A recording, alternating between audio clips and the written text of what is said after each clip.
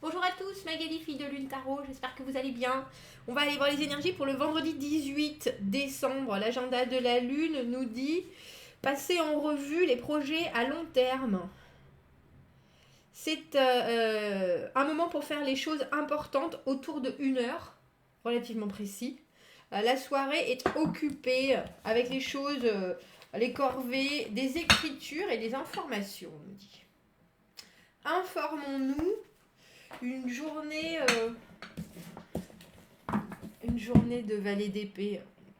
On a besoin de savoir, d'être sûr euh, qu'on va dans la bonne direction. Bon, c'est parti.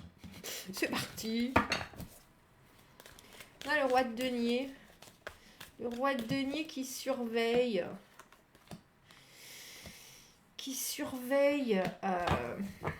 Son royaume, celui-ci. Ouh, et le diable. Ça faisait longtemps. Ça faisait longtemps, la tentation. La tentation de retomber dans des choses qu'on connaît, la tentation, et qui ne sont pas forcément des plus saines pour nous. La tentation de la facilité aussi, le diable, hein, une des cartes de grande stratégie, très bon pour le business, parce qu'on arrivera absolument à nos fins, même si c'est pas toujours des plus clairs. Des plus clairs. Cavalier de denier, le 6 de bâton, le 2 de denier et le pape au milieu. Et le pape au milieu. Pourquoi on passe du diable au pape? On passe de quelque chose où, si on peut essayer de prendre tous les travers possibles et imaginables dans une humeur où on en a un peu rien à fiche du monde entier, et où c'est plutôt notre petit diable que notre petit ange qui nous parle à l'épaule et qui remporte le match, au pape avec sa formalité, son intransigeance, ses traditions. Il y a quelque chose, je suis en train de regarder les autres cartes parce que des fois j'ai des doutes, entre notre cavalier de denier, passer du roi de denier au cavalier de denier, ça paraît bien, je ne vais pas dire bien décevant, mais le roi de denier, c'est quelqu'un qui produit. Si vous êtes dans cette humeur travailleuse de labeur, de savoir exactement où est-ce que vous voulez mettre vos œufs, dans quel panier et de quelle manière ça va être le plus productif, vous voulez être potentiellement, absolument la personne qui peut trouver les solutions, proposer les solutions et puis du bonheur sur du très très très long terme, on se demande pourquoi on a le doute de Jojo l'escargot, là, notre cavalier de denier, qui lui par contre est presque trop lent à faire les choses. Il y a une belle victoire avec ce 6 de bâton, mais c'est étrange parce que on passe d'un état avec le diable qui n'est pas forcément des plus sains dans cet état d'esprit, qui est pas forcément, on peut être torturé, je vais pas dire on torture les autres, mais on n'est pas exactement le meilleur de nous-mêmes avec le diable. On arrive à faire les choses par contre, ça c'est une certitude, on arrive à faire les choses parce que c'est une condition qu'on connaît très bien, on la connaît sur le bout des doigts en général. Cette réflexion du diable, à savoir, c'est même pas quelle ficelle il faut tirer, c'est juste qu'on sait que la situation, même si elle est inconfortable, on va s'en sortir. On sait qu'on a déjà fait et refait, et vraiment qu'on est à la pointe. Mais que c'est pas quelque chose dans lequel on veut rester, l'humeur du diable en général. Et on dirait que alors c'est pas que vous vous assagissez, c'est qu'il semble qu'en revisitant vos bases, en passant de ce roi de denier à ce cavalier de denier, en regardant la lenteur des choses, en acceptant que vous n'êtes peut-être pas forcément en train de tout gérer, il y a quelque chose du coup d'encore plus stable qui s'installe avec le pape. Le pape, c'est légaliser les unions, signer des contrats, la tradition la plus pure. Donc vous passez du diable au pape, de faire les choses vraiment de façon limite avec le diable à quelque chose de très engagé et de très formel. Il est intéressant ce tirage. Il est intéressant. On a le 5 d'épée, les disputes, les conflits. On a besoin d'avoir raison. On a l'impression que vous voulez taper du poing sur la table et puis montrer que vous avez le potentiel, mais c'est bien plus que ça. Montrer que vous avez complètement les capacités de faire les choses. Et pourtant, on a le sentiment que vous doutez de ce que vous pouvez amener. Comme si vous... Et peut-être que ce diable nous parle de se cacher derrière une façade. Se cacher derrière une façade parce que le roi de denier, il montre jamais qu'il sait pas. Il montre jamais... Il est tellement évidemment sûr et évidemment solide. Pour moi, c'est souvent une vitrine, le roi de denier, parce qu'il montre qu'il a bien réussi, il montre qu'il sait exactement où il en est, il montre qu'il connaît son impact sur le monde, il gère la vie d'une façon très très concrète, et donc il montre quelque chose qui est relativement apaisant. Et avec ce 5 d'épée, on a le sentiment que c'est presque au point où vous voulez trop en montrer. Il faut, comment on appelle ça? Make a point. Vous voulez prouver quelque chose, que ce soit à vous-même ou à quelqu'un, l'impression que vous êtes stable, l'impression que vous êtes complètement en adéquation avec ce que vous représentez. Professionnellement, c'est que vous êtes tout en haut de vos capacités professionnelles. Vous savez ce que vous voulez, vous savez où vous en êtes, vous pouvez gérer des gens. Et pourtant, on a l'impression que vous avez presque besoin, ou vous auriez presque envie de le crier à la tête des gens avec ce 5 d'épée. Pourquoi est-ce qu'on a ce cavalier de denier là? Jojo l'escargot, notre personnage qui amène logiquement des projets, mais là, ça a pris trop de temps. Ça a pris trop de temps et il s'est un peu perdu. C'est pourtant lui qui débloque les situations traditionnellement parce que il prévoit tout, parce qu'il est si lent, parce que... Et avec le 9 de coupe en plus, on a l'impression que ce soit... Je ne sais pas si c'est vous, ce cavalier de denier, si vous êtes soudainement... Vous vous rendez compte que vous avez peut-être pris un peu trop vos aises avec le 9 de coupe, ou alors si c'est quelqu'un qui vous montre qu'il était super solide et qu'en fait il est un peu... il est resté assis sur ses lauriers et puis, je ne veux pas dire il en glande pas une, il a fait beaucoup de recherches, il a fait beaucoup de choses en aval ou en amont. Je ne me rappelle plus de ma géo. Mais au final, il n'a pas réussi à amener, parce qu'on a cet as de bâton, le nouveau début.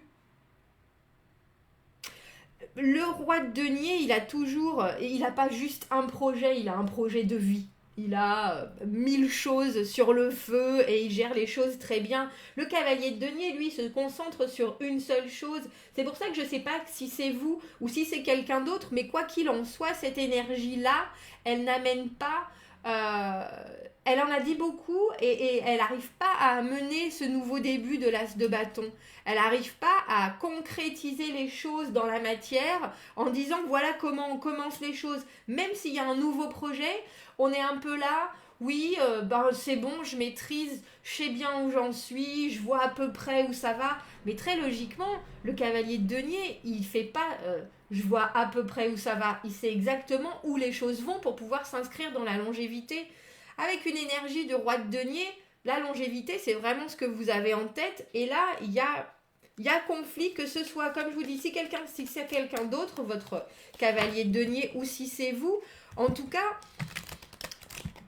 il y a contradiction entre le calme et l'apaisement et la confiance que vous voudriez qui émane de vous, et ce qu'il y a vraiment à l'intérieur qui est un peu « ouais, ça va passer ».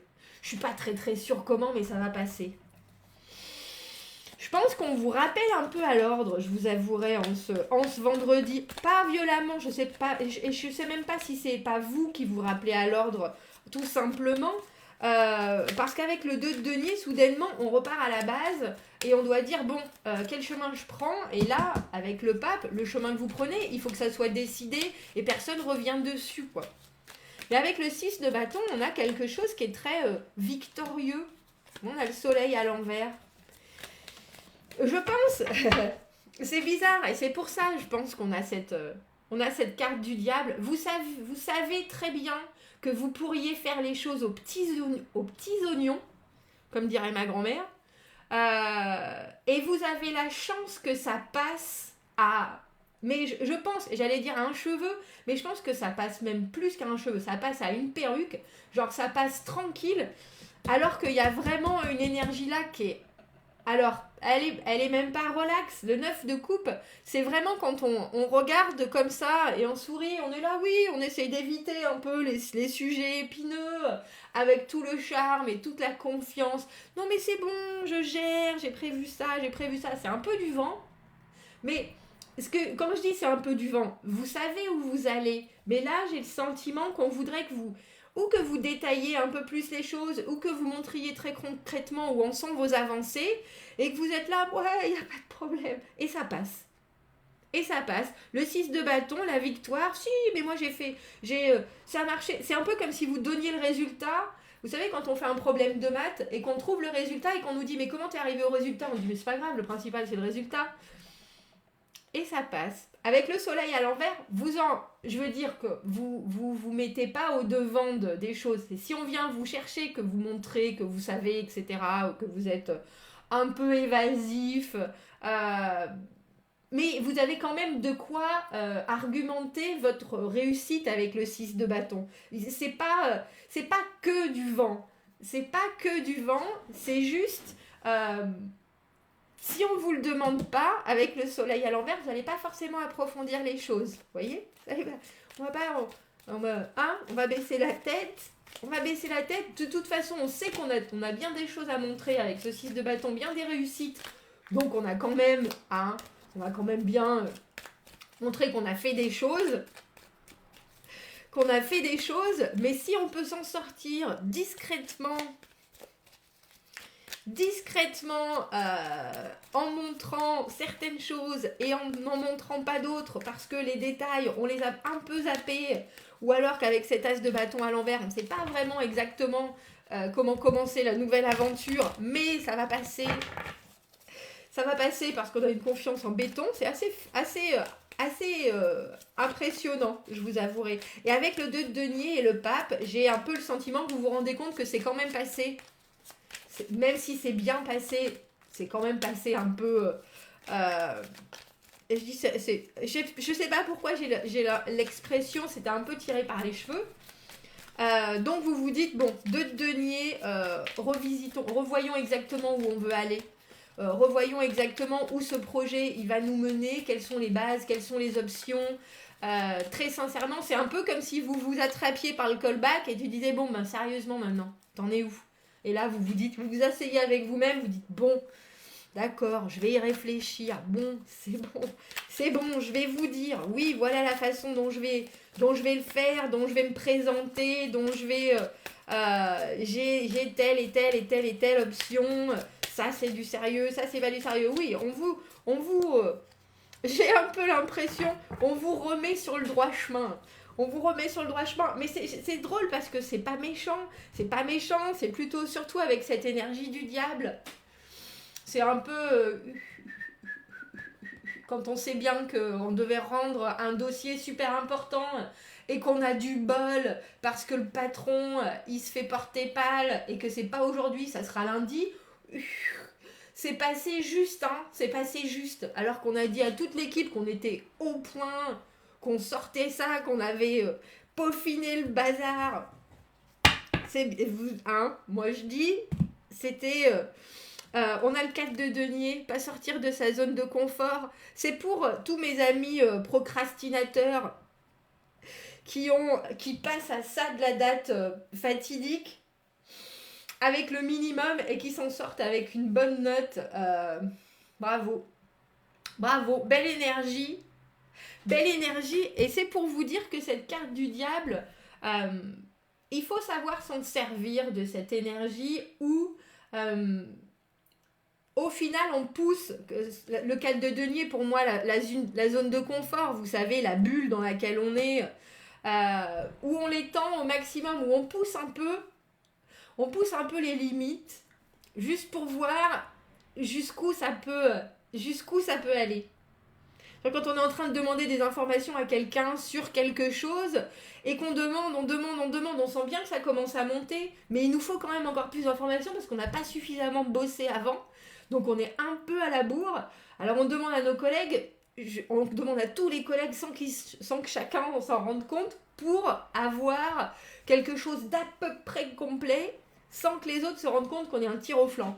Non mais ça dérange personne, il n'y a pas d'énergie positive, il n'y a pas d'énergie franchement négative, à part avec vous et vous-même, parce que vous étiez censé être bien prêt, et puis au final, pas forcément, vous êtes un peu, vous avez un peu, je vais pas dire profiter de la douceur de vivre, mais peut-être un petit peu, alors qu'il fallait être un tout petit peu plus consistant et que vous avez raison, c'est passé. Il faut apprendre aussi à sortir de sa zone de confort dans ces moments-là aussi où pour certains c'est quelque chose de connu, pour d'autres ne pas contrôler ou alors aller à des entretiens, aller voir des personnes importantes et faire en sorte qu'on ait cette énergie de grande confiance en soi avec ce 9 de coupe où on s'appuie uniquement sur ce qu'on est capable de transmettre en se disant c'est l'énergie parfaite de la personne. Comment est-ce qu'on appelle ça? Vous savez, il y a des bonimenteurs sur les champs de foire, ou les personnes qui venaient taper à votre porte pour vous vendre des encyclopédies, vous savez, qui mettaient un pied dans la porte là, pour que vous fermiez pas, puis vous vous retrouviez à acheter 1100 choses juste parce qu'il était très bon, cette personne, à vous vendre un truc dont vous avez absolument pas besoin. C'est ça. Au final, ça ne cause de mal à personne, et là, pour le coup, ça vous remet un peu dans les rails en disant c'est passé juste, mais c'est passé. Bon, maintenant, je m'attelle à ce que je suis vraiment en train de faire, et puis à continuer en vrai je vais dire bon élève avec ce pape qui apprend, qui formalise les choses, qui reste dans la tradition, et puis qui est surtout le donneur de connaissances, qui est la personne qui rend son dossier en temps et en heure, avec en plus 500 pages d'informations sur, voilà, on va faire les choses comme il faut si on veut vraiment avoir un résultat super solide comme le pape. On se remet dans le droit chemin. Il est drôle ce tirage, vous me direz. Commentez, n'hésitez pas. Dites-moi si pour vous ça résonne. J'aime beaucoup cette énergie de vendeur d'encyclopédie. Tant que ça passe, vous avez bien raison. Vous avez bien raison. Commentez, n'hésitez pas. Abonnez-vous à la chaîne si vous le voulez. Si vous aimez la vidéo, aimez la vidéo. Si vous avez besoin d'un tirage privé, vous avez mon adresse email dans la petite boîte juste en dessous. Je vous souhaite un très beau vendredi et je vous dis à bientôt. Au revoir.